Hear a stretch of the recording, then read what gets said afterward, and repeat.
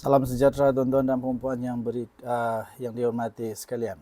Berikut adalah analisis secara profesional mengenai kegagalan paling teruk di dalam himpunan turun Anwar yang telah dilaksanakan pada 26 Julai yang lalu, yang telah dianjurkan oleh Perikatan Nasional, khususnya sayap mudanya dan sekutu-sekutu NGO pro pembangkang. Okey, jadi saya akan tuliskan analisis secara profesional kegagalan paling teruk himpunan Anwar.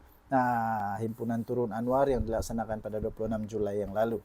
Okey, saya akan jelaskan analisis secara profesional. Jadi anda mesti dengar, anda mesti share video ini supaya ramai orang tahu, ramai orang insaf dan tak buat lagi. Sebab semuanya gagal, tak ada gunanya pun. Okey.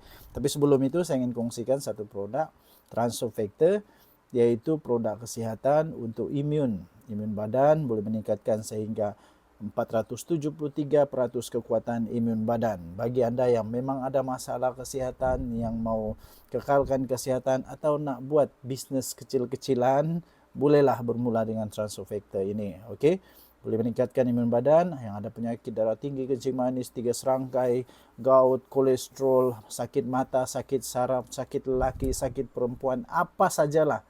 Okey, apa saja jenis penyakit memerlukan imun badan yang baik, yang pandai, yang bijak, yang kuat.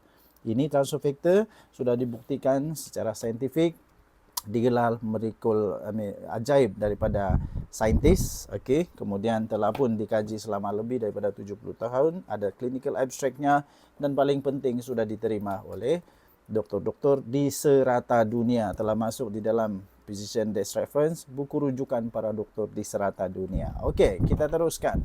Analisis kegagalan strategik himpunan turun Anwar pada 26 Julai yang lalu. Nombor 1, of course, kegagalan paling teruk dan memalukan adalah kehadiran yang terlalu rendah jangkaan dan realiti. Jangkaannya 1 juta orang, jangkaannya 500,000, jangkaannya beratus-ratus ribu, tapi yang turun hanya lebih kurang 20,000 orang sahaja. Ini sangat-sangat gagal.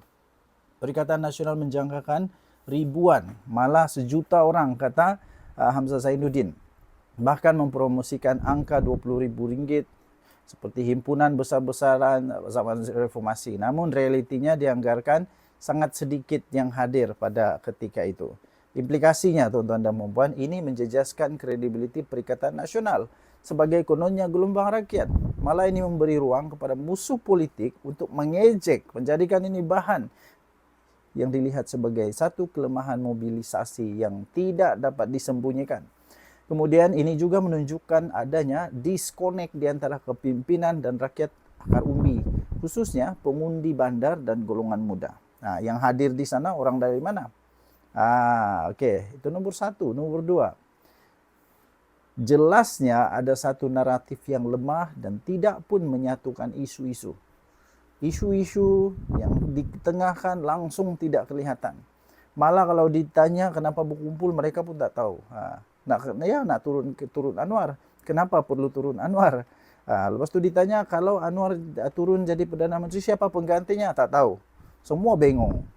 Jawapan A lain, jawapan B lain, semua lain-lain. Tema turun Anwar terlalu pribadi dan tidak pun menjangkau masalah rakyat kebanyakan. Isu kos sara hidup dan ketidakpuasan terhadap ekonomi tidak ditonjolkan secara strategik. Sebaliknya, seolah-olah terlalu fokus kepada serangan pribadi terhadap Perdana Menteri. Bukan tentang isu harga barang dan sebagainya, tapi ini seolah-olah hanya satu serangan pribadi. Implikasinya, tuan-tuan dan puan-puan, naratif ini kelihatan terlalu partisan dan tidak grassroots. Kurangnya menarik simpati daripada rakyat biasa dan tidak fanatik politik. Yang tidak fanatik politik, mereka tak peduli tentang perhimpunan ini. Kerana apa? Ini hanya seolah-olah satu serangan pribadi, bukan untuk menimbulkan isu sebenar.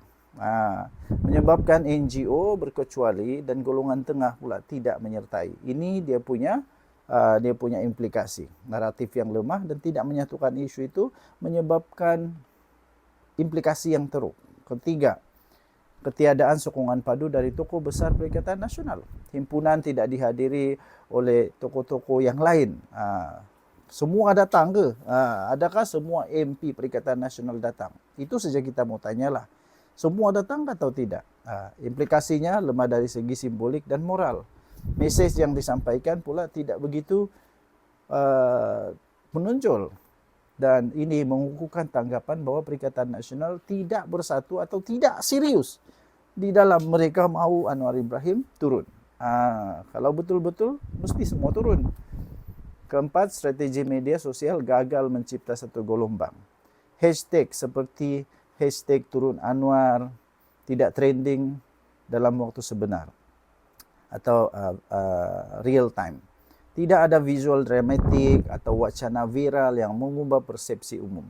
Perikatan Nasional juga lambat menghasilkan klip highlight atau propaganda yang mampu membakar semangat untuk meneruskan. Implikasinya tuan-tuan dan puan-puan, ini gagal menguasai medan naratif digital. Himpunan juga tidak meninggalkan kesan mendalam di media sosial atau di kalangan anak muda. Tak ada. Akhirnya TikTok, platform kekuatan Perikatan Nasional hampir sunyi dari gelombang baru. Nombor 5, tanggapan umum, gimik politik dan bukanlah desakan daripada rakyat. Ramai penganalisis dan rakyat melihat ia sekadar satu aksi politik elitis, bukan manifestasi tekanan rakyat sebenar. Berbeza dengan gelombang rakyat era bersih ataupun hashtag tangkap Najib, himpunan ini tidak menampilkan watak rakyat yang mahren. Implikasinya, ini tidak berjaya mengubah persepsi pengundi atas pagar. Dan ini diperlihatkan sebagai strategi terdesak Perikatan Nasional untuk kekal relevan. Kemudian implikasinya yang ketiga, ini memberi kelebihan moral kepada kerajaan Madani untuk terus menonjolkan kestabilan. Nomor 6, kesilapan lokasi dan logistik. Pemilihan lokasi yang kurang strategik, kekeliruan tempat berkumpul, dan kawalan logistik yang lemah telah menyebabkan penyertaan terganggu. Tiada pentas rasmi, tiada struktur, dan kurang profesional dari segi koordinasi.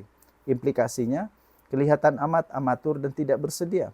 Ini juga membuat rakyat rasa tidak selamat dan kurang selesa untuk menyertai. Seterusnya, ia menjadi bahan troll.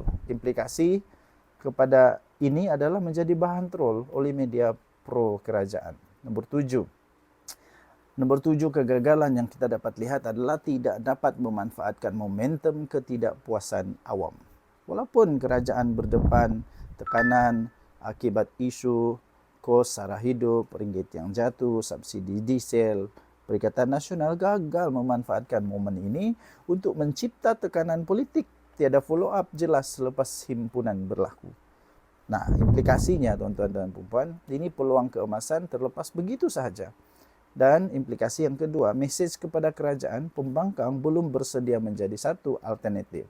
Kesimpulan secara profesional, himpunan turun Anwar pada 26 Julai itu bukan sahaja gagal secara fizikal, yaitu jumlah kehadiran, tetapi lebih parah, gagal dari segi simbolik, gagal dari segi strategik, gagal dari psikologi politik.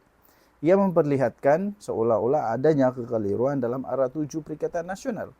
Malah ia juga memperlihatkan adanya kelemahan dalam membina naratif politik yang berakar umbi. Dan yang ketiga, ia memperlihatkan juga ketiadaan jentera muda yang benar-benar terlatih dalam aktivisme moden. Jadi walaupun begitu saya tetap mencadangkanlah kepada Perikatan Nasional kan. Selepas ini kalau mau buat begitu lagi, saya cadangkan beberapa strategi untuk Perikatan Nasional. Nomor 1, binalah naratif rakyat, bukan anti Anwar semata-mata. Nomor 2, libatkan semua tokoh-tokoh kamu. Wujudkan satu kesatuan image, bukan hanya separuh begitu. Gunakan TikTok dan visual cinematic untuk influence. Lepas itu apa lagi? Juga giat turun padang sebelum membuat aksi jalanan. Tinggalkan komen Anda, kita jumpa lagi. Bye-bye.